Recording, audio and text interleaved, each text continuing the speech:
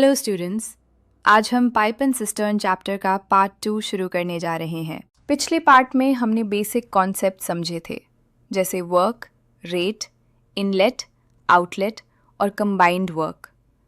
आज हम कुछ एडवांस्ड कॉन्सेप्ट सीखेंगे, जिनमें leakage, time gap, multiple pipes और ऑल्टरनेट वर्किंग जैसे टॉपिक्स शामिल हैं। सबसे पहले हम लीकेज कॉन्सेप्ट समझते हैं।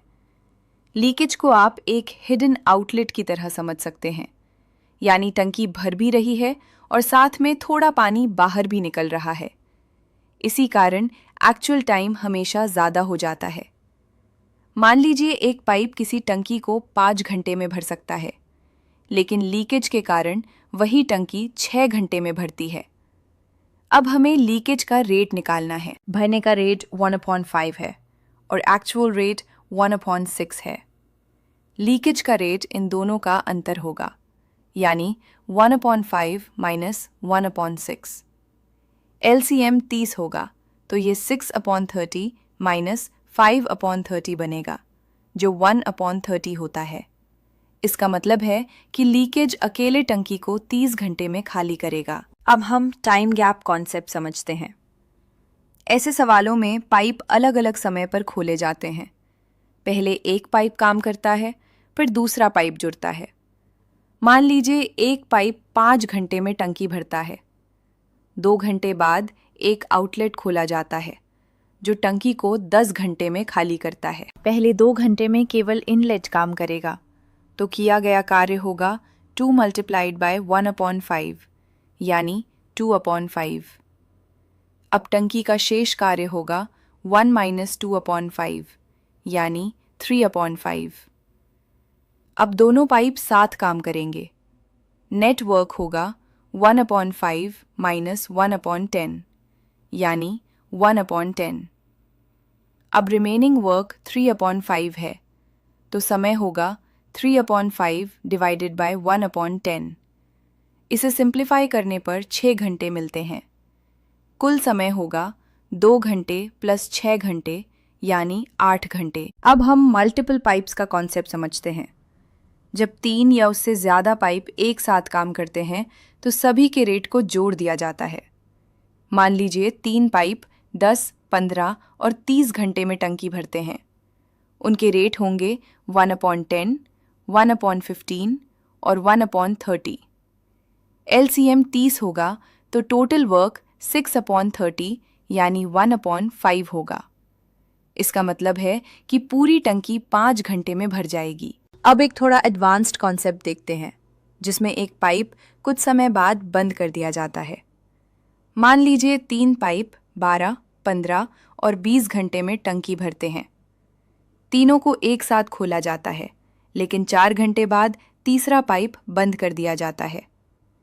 पहले 4 घंटे में किया गया कार्य होगा 4 multiplied by 1/12 plus 1/15 plus 1/20। LCM 60 होगा, तो यह 4 मल्टीप्लाइड बाय 12/60 यानी 4/5 हो जाएगा। अब शेष कार्य 1 माइनस 4/5 यानी 1/5 होगा। अब केवल 2 पाइप काम करेंगे, जिनका रेट 1/12 प्लस 1/15 होगा, जो 3/20 है। अब रिमेनिंग वर्क 1/5 है, तो समय होगा 1/5 डिवाइडेड बाय 3/20। इसे सिंप्लीफाई करने पर 4/3 घंटे मिलता है। कुल समय होगा 4 घंटे प्लस 4/3 घंटे, यानी 16/3 घंटे। अब हम ऑल्टरनेट वर्किंग कॉन्सेप्ट समझते हैं। इसमें पाइप बारी बारी से काम करते हैं। मान लीजिए 3 पाइप 3, 4 और 6 घंटे में टंकी भरते हैं और इन्हें क्रम से 1-1 घंटे के लिए चलाया जाता है।